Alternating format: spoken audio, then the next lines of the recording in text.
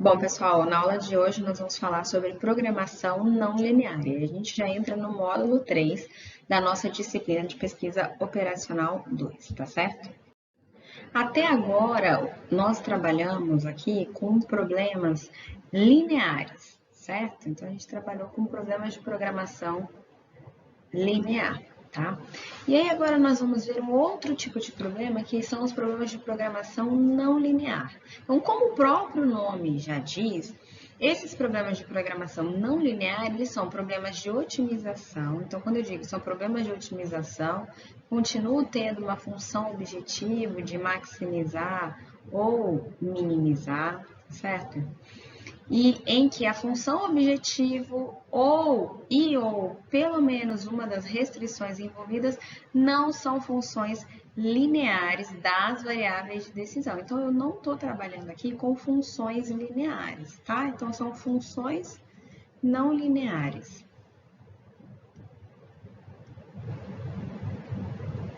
E aí, essa função não linear, ela pode se apresentar ou na função objetivo, ou na restrição do problema, ou em todas as restrições, enfim, tá?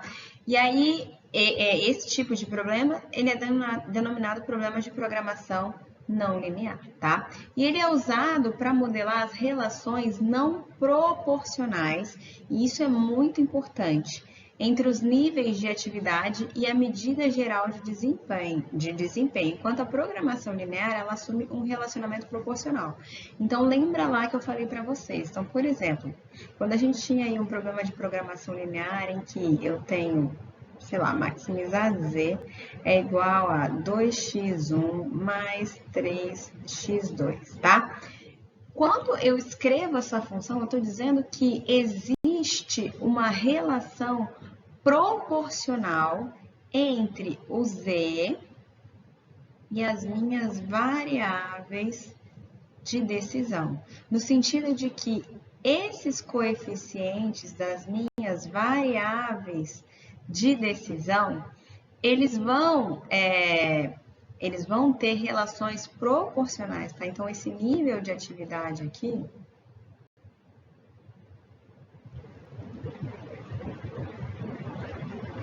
tá? Esse nível de atividade, ele vai contribuir, ele vai ter uma contribuição proporcional para a minha função objetivo, tá? Em relação, toda vez que eu altero aqui, né, aumento ou diminuo essa variável de decisão. Então, qual que é a contribuição de x1 para o z? É de 2 unidades, para mais ou para menos, aí ele vai depender. Aqui no caso é para mais. Então, toda vez que aumentar esse x1, o meu z vai aumentar em 2 unidades, tá? Se ele diminuir, vai diminuir proporcionalmente em 2 unidades. Mesma coisa com o x2. Então, se ele aumentar ou diminuir, ele vai aumentar ou diminuir em 3 unidades, tá? Então, quando a gente trabalhou com programação com programação linear, a gente assume, né, que existe um relacionamento proporcional entre essas variáveis. No caso de um problema de programação não linear, eu não tenho mais isso. Então, essa hipótese da proporcionalidade, ela é quebrada, ok? Na programação não linear, a pressuposição de proporcionalidade que a gente tinha lá na programação linear, essa pressuposição ela é violada. E o que dizia essa pressuposição de proporcionalidade? Eu falava aqui, a contribuição de cada atividade para o valor da função objetivo, ele é proporcional ao nível da atividade. Em outras palavras, o termo na função objetivo envolvendo essa atividade consiste em um coeficiente. Então, eu tinha lá, né, z igual a CNXN, por exemplo, né? Esse C é o coeficiente da variável de decisão. Então, é um coeficiente vezes uma variável de decisão. Então, essa atividade que ele está falando aqui, tá? Em que o coeficiente é a contribuição, então, quanto que ele contribui por unidade dessa atividade, por unidade dessa variável de decisão, tá? E aí, a variável de decisão é o nível da atividade, ok? Então, essa relação ela era proporcional e agora não mais. Por quê? Porque, por exemplo, eu posso ter na minha função objetivo, e aí a gente vai ver alguns exemplos, sei lá, eu posso ter aqui um xn ao quadrado, daí não vai mais ser proporcional, ok?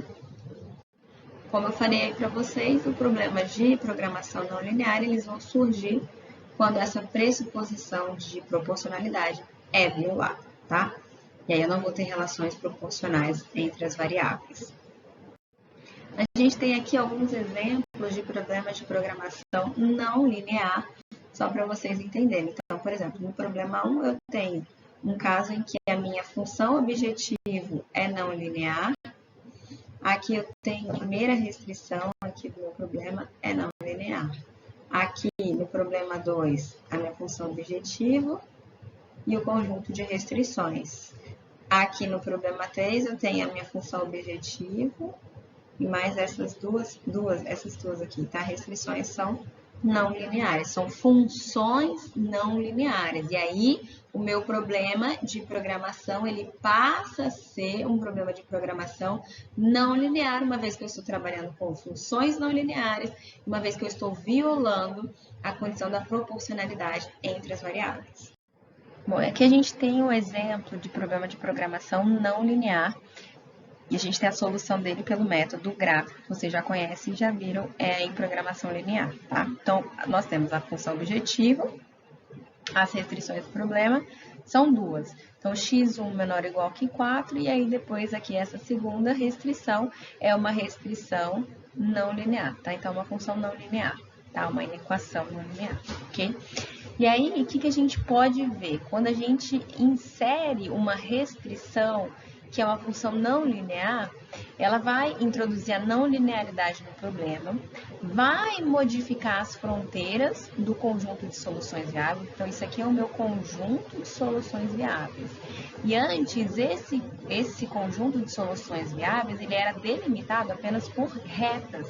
E agora ele não é mais delimitado por apenas retas. Ele tem retas e uma curva em função dessa restrição, tá? Então, ele vai ter uma fronteira que é delimitada por uma elipse, tá?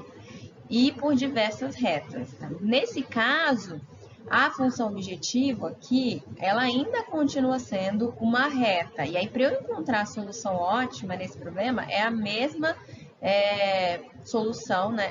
É a mesma metodologia que eu vou usar, que eu usava em programação linear, tá? Então, o que eu vou fazer? Eu vou pegar esse valor de z aqui e vou incrementar ele. Então, eu posso atribuir vários valores para z, né? Vou incrementando ele, até que nenhum ponto da reta vai pertencer ao conjunto de soluções viáveis, tá? Então, aí, o que acontece?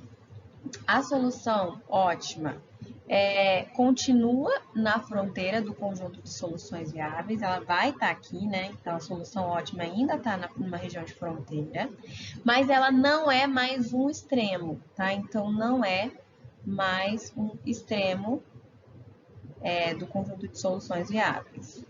Ela vai estar na fronteira, mas não é mais um extremo, tá? Então, a solução ótima, ela pode assumir qualquer valor do conjunto de soluções viáveis. Tá? Então, pode assumir qualquer um dos valores que estão aqui dentro, desse conjunto de soluções viáveis. Tá? Então, não existe uma simplificação como existia em programação linear. Então, eu tenho que testar esses pontos para ver qual que vai ser o ponto ótimo para poder resolver o meu problema, que vai maximizar a minha função objetiva, ok?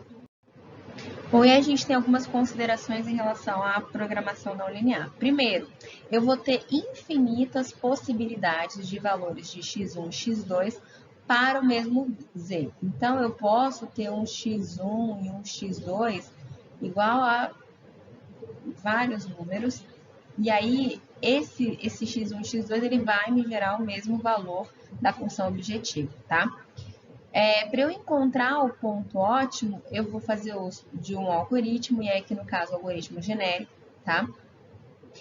As minhas restrições, elas vão ter uma função primordial, porque elas vão delimitar esse conjunto de soluções viáveis. E se a minha função objetivo for linear, independente das restrições que eu tenho, o ponto ótimo, ele vai ser sempre na fronteira. Isso é muito importante, tá? Então, se a minha função objetivo for uma função linear, independente que minhas restrições sejam funções não lineares, o ponto ótimo ele vai estar sempre na fronteira. Além disso, a outra consideração que a gente tem é que, assim, a solução ótima de um problema de programação não linear, ela é diferente de um problema de programação linear, porque ela pode ser qualquer ponto do conjunto de soluções viáveis. Então, quando eu tenho lá o meu conjunto de soluções viáveis, eu preciso testar todos os pares ordenados de pontos que eu tenho aqui, em qualquer um desses lugares, tá, do meu conjunto de soluções viáveis.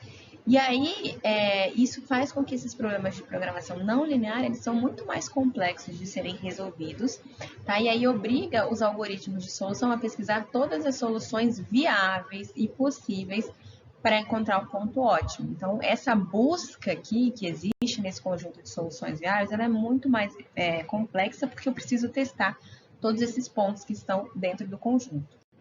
Como esses problemas de programação não linear, eles são mais complexos, eu não vou ter um único algoritmo, que nem a gente tinha o simplex, para resolver todos os problemas de programação não linear. Então, em vez disso, eu tenho vários algoritmos para várias classes, então tipos especiais e individuais de problemas de programação não linear. Tá? Então, eu tenho, por exemplo, aí, só para citar alguns exemplos, né? Método de dissecção, Newton, Lagrange, busca por gradiente, aproximação, algoritmo de Frank e Wolf, etc. Então, são várias formas que eu tenho para resolver esses problemas, considerando que eles são bem mais complexos e considerando as individualidades, as características dos problemas de programação não linear, tá? E aí, aqui a gente tem mais alguns outros tipos de otimização não linear, que é otimização irrestrita, otimização linearmente restrita, programação quadrática, programação convexa, programação separável, não convexa, fracionária, côncava, etc. Esses aqui são problemas de programação não linear, tá? A gente vai ver todos? Não. Então, a gente vai olhar aqui para vocês entenderem problemas de programação quadrática, problemas de programação convexa e problemas de programação côncava em termos da definição do que são eles, tá? Então, o que nós precisamos ter em mente quando a gente fala em programação não linear, tá? Como eu falei para vocês, para eu encontrar a solução ótima, eu tenho que fazer uma busca de todas as soluções viáveis que fazem parte do meu conjunto de soluções viáveis. Eu tenho que testar essas soluções para encontrar a solução ótima, já que eu estou trabalhando aí com uma função não linear, tá? Então, por exemplo, no momento que eu tenho aí na minha função objetivo, no momento em que o valor dessa minha função objetiva ele inverte de tendência, então, por exemplo, eu tenho... Deixa eu apagar aqui, que você foi. Eu tenho aí... vou colocar aqui para vocês. X1, X2. Aí eu tenho aqui um conjunto de soluções viáveis, tá? É um exemplo. Bom, o que acontece? Quando o algoritmo está buscando aqui qual que é a solução ótima, que ele vai testando os valores, tá? Então, ele vai testando os valores aqui possíveis, enfim. Quando o valor da minha função objetiva ele inverte de tendência, então se ele deixa de crescer para diminuir ou deixa de diminuir para começar a crescer, o que o algoritmo ele supõe? Ele supõe que ele encontrou um ponto ótimo. Então, se ele inverteu de tendência, vamos supor, você estava crescendo, ele passa a diminuir, inverteu a tendência. Está diminuindo, volta a crescer. Então, o que o algoritmo ele pressupõe? Ele pressupõe que ele encontrou um ponto ótimo ali, que pode ser um máximo ou um mínimo da minha função objetivo, tá? E aí, só que esse máximo ou esse mínimo, ele pode ser tanto um extremo local quanto global. Então, quando eu digo que é um extremo local, apenas tá em apenas um lugar da minha função, mas não significa que ele é o ponto extremo global da minha função, tá?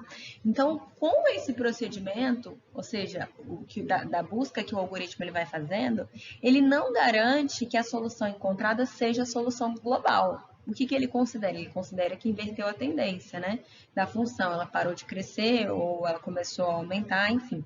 Então, a princípio, não há certeza se a função analisada ela não irá inverter seu comportamento novamente. Então, portanto, a gente precisa que um algoritmo genérico, para solucionar esses problemas similares, ele precisa considerar todas as soluções da região de soluções viáveis e não apenas aquelas no seu contorno. E é por isso que a gente vai ver nas próximas aulas alguns conceitos de programação côncava, convexa e quadrática, para a gente tentar o quê? Garantir que o ponto ótimo que o meu algoritmo está buscando lá para encontrar a solução ótima seja um ponto de máximo ou mínimo global. Vai depender do objetivo da minha função, tá? Então, a gente tem que as funções côncavas e convexas, elas vão desempenhar um papel fundamental na programação não linear. Então, é a partir dessas funções côncavas e convexas que eu posso garantir se um máximo local é também um máximo global ou se um mínimo local é também um mínimo global, tá? Então, esse conceito aqui a gente vai ter que rever eles nas próximas aulas. E aí aqui a gente tem um gráfico, tá? F de x, aqui o meu x, os valores de x, 0, 1, 2, 3, 4 e 5. Então, eu tenho uma função com vários máximos locais. Então, por exemplo, eu tenho que x2 igual a 0 é o máximo local. Para x igual a 2, eu tenho um máximo local. Para x igual a 4, eu também vou ter um máximo. Mas, nesse caso aqui, x igual a 4, ele é o máximo global da minha função, tá? E aí é aquilo que eu falei para vocês. Eu preciso garantir que esse máximo local, ele também é o máximo global, aqui buscando o meu conjunto de soluções viáveis. Na busca, né, do meu conjunto de soluções viáveis, ok?